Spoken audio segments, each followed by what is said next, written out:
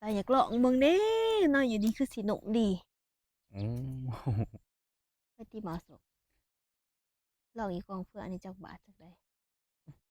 ก็สามคโอ้ำจังไดมันคำเลยอย่าสุมาโจกอย่าสุมาจับคันสิเฮ็ดโลดน่าอันนี้ไปเนาะแต่ข่อยมีฐานหนึ่งสำหรับข่อยนี่ว่าคักฐานนี่เอาเลยน่าโอ้ยเอาจังซี่ก็ได้ โอ้อันนี้อากาศสบายดีเบิดสู่คู่สู่คนเนาะยินดีต้อนรับเข้าสู่สองน้องโบสาวลาวไต่ทุกคนเอ้ยนี่กันออกมาหาบ่าวสุกกินน่ะผู้เที่ยงเพิ่นก็อยู่พุ่นทุกคนเลยถามพ่อเพิ่นอยู่เที่ยงพ่อเพิ่นดาบ่าวสุกเพิ่นมานั่งอยู่กองเพื่องพี่ทุกคนเอ้ยแต่เพิ่นมานั่งอีหยังอยู่ในนี้เนาะก็เลยย่างมาหาเพิ่นแต่ก็คือบ่เห็นเพิ่นทุกคนเลาะหาหลายเทื่อเลยบ่เห็นบ่าวสุกอยู่กกคามก็บ่เห็นเนาะเดี๋ยวสิเอิ้นหาเพิ่นบ่าวสุก บ่สุกเอ้ย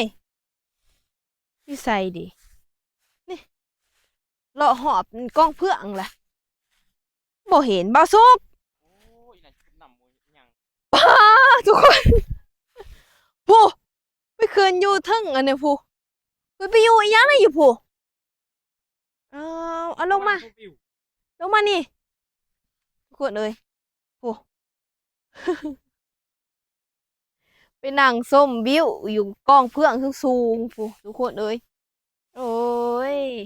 มานั่งส้มบิ้วบ่เลยว่ามาอกหักอีหยังผมเป็นโอคักดอกนะตาขึ้นมาโอคักเอออกหักเพิ่นว่าเอ้าเอ้ย สไลด์เป็นนะ อีน่าอันนี้อีสักมา นักส้มวิวอีเทิงบ่ข่อยละย่างหอบกองเพื่องพอเพิ่นน่ะเพิ่นมานั่งเล่นอยู่กองเพื่องอีพี่เออมาหาเจ้านี่แหล้วเป็นอะไรสมอมานั่งอยู่นี่โอ้อยู่พอเดียวผู้เดียวเงาบ่สวงนี่บริเงาดอก เป็นเงาทุกคนเอ้ยโอ้ผู้ตะเวนก็แดงโอ้ตะเวนก็ใกล้สิตกดินแล้วมาหาบ่าสุกอยู่น่ะทุกคนเอ้ยมื้อนี้เอ้าเพิ่นก็จักเป็นจังไดทุกคนเอ้ยเดี๋ยวนี้บ่าสุกอารมณ์บดีอารมณ์บ่ดีบ่เออารมณ์บดีเดี๋ยวนี้สีหน้าสีตาก็บ่ชื่นบ่บานคือแต่ก่อนแต่เก่าแหละเนาะเห็นบ่ทุกคน อีน่าอันนี้โมอารมณ์บดีบ่ยังมาหาเลาะถ่ายคลิปหมูโอ้ยตอนมีเมียน่ะกันคุ้มตาแหลคุ้มตาดำนอนนำเมียบ่ได้อยู่บ่ได้เศร้าบัดพอโสดก็คือจังว่ายังคือเก่าอยู่เนี่ยทุกคนเอ้ยทุกคนว่าจะได้โอ้ยยังมานาอีน่าอันนี้อ้าวมันสิเข้ากล้องนำกันนี่เออทุกคนข้อยกับบ่าวสู้นี่คนละสีกันเลยเนาะเห็นบ่ เราคือโอ้คือตัวเองงามคือจะกระดอโอ้ ก็บ่ได้ว่าอิหยังล่ะบ่สุกแต่หน้าผากข้อยแนวแค่นี้โอ้ ยังมันบ่ทันจับออก อืตีแฮกตีดีแต่เสียงดังฟังชัดป๊าโธ่ยานอันนั้นยานมันตั้งใจบ่ได้แนวใดเดี๋ยวนี้นะยานมันบ่ทันยานมันไป แม่นดอก คือยังอีไหนจะมานั่งมันนั่งจะกระนังน้ำหมู มานั่งอยู่กองเพื่อนนี่แหละเจ้าสิเฮ็ดแนวใดซั่นนะจะตีข้อยจังซี่จะได้ผุหน้าผากข้อยจนแดง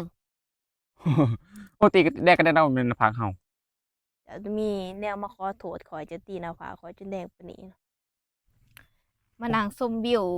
ยามแลงตะเวนตกดินจักหน่อยจังสิมื้ออะเนาะเสียงรถผู้ใดเดบิดเอาบิดเอาโอ้ยอย่างแรง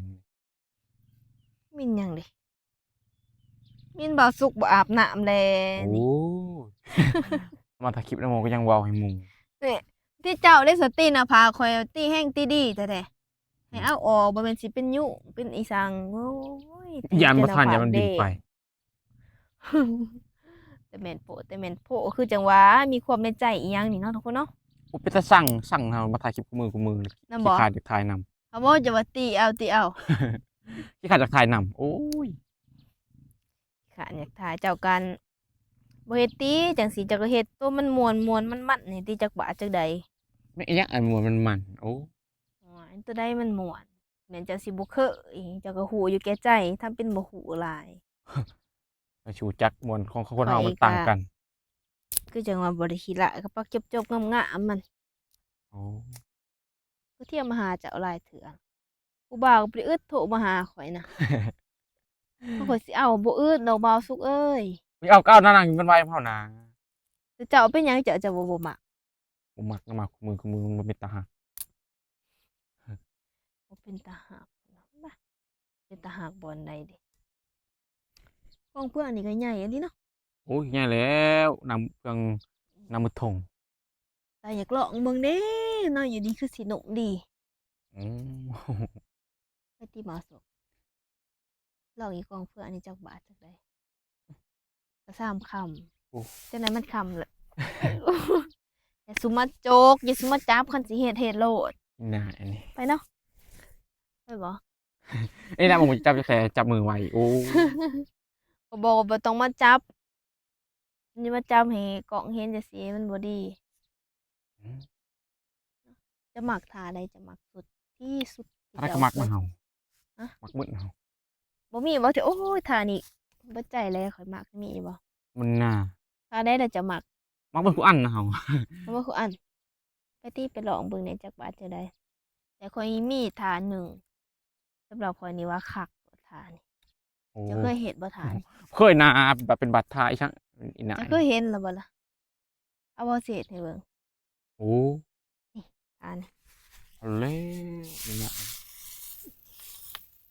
ท่าจะสิ เป็นจังได๋มันสิเป็นเห็ดอันนี้นาย โอ้บ่อยากงึกแฮะบ่อยากเกินอันนี้มันสิเห็นนี่เฮ็ดจังซี่ โอ้ เคยบ่ อันนี้น่ะมันสิเป็นเห็ดเป็นอีช้าง โอ้ย อ้าวจังซี่ก็ได้ โอ้อันอีน่า อย่าสุมาตี้ติล่ะ โอ้ ทำนะเคยว่าจะสิ มาทำน่ะ สำหรับข่อยนี่ว่า อันนั้นทาเด็ด คักไป โอ้ ทา หามอง โอ้ย หามองเด็ดก็บ่มี บ่ได้จะไหนทั้งจุกทั้งจำเด้อได้ตานี่ นะ ที่ดินน่ะ อินน่าไอ้ โอ๊ นี่ ย บ่มันจะจับจะแทน อย่า บ่ มา ได้อันนี้แหละมันเว้าคือมันมูจับจะแทนห้องน้ำวากๆโอ้ ถึกตอก ชอกจำคนอื่นเออ โอ้ยกูตาดำแล้วก็บ่จะ มูจับจะแทนบ่ให้จับ จักบ่าวสุกนี่ โคมโอ้ มื้อนี้ดวงสวยอีหลีทุกคนเลยมมาบ่าวสุกนี่เจ็บท้องเถื่อนมาตีหน้าผากปอกเจ็บๆมันบ่ถึกแข้งศอกแล้วอีก วุ่นวาย โอ้เจ็บเด้บ่เอาทานหมักถ้าบ่มักก็โอ้ตัวน้ำบ่าวสุกแต่ว่าของเจ้าหันถึงว่าสิบ่ใหญ่บ่ยาวแต่ว่าเฮาได้จัดท่านี้แล้วโอ้กระจุกกระจ้ำได้ คือนาไปนานๆไปสิอินน่าไอ้นี่ จังได๋ จับ อย่าสุมาจับ โอ้ย โอ้แอ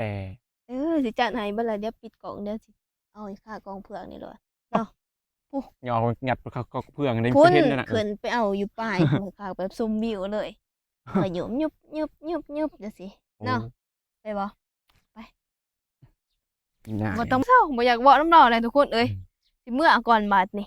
เว้าเท่าใดแห่งล่ามไปบ่สุกนี่ ว่าเป็นการยังแรงนี่เอ้ยนี่เป็นกวนใจหนักเอ้ยโอ้ยจัดเป็นคันนี้ยังไง เห็นเพิ่นสิงอยๆเงาๆมานั่งโศกนั่งเศร้าอยู่กองเพื่อนนี่กันมาเล่นน้ำเพิ่นบัดมาก็เจ็บโตซ้ำทุกคนเอ้ยเจ็บตาเลยอ่ะบัดนี้ทุกคนก็อนุญาตปิดคลิปก่อนเนาะวันนี้เนาะมีแต่ว่าฝากติดตามคลิปต่อไปเด้อทุกคนเด้อ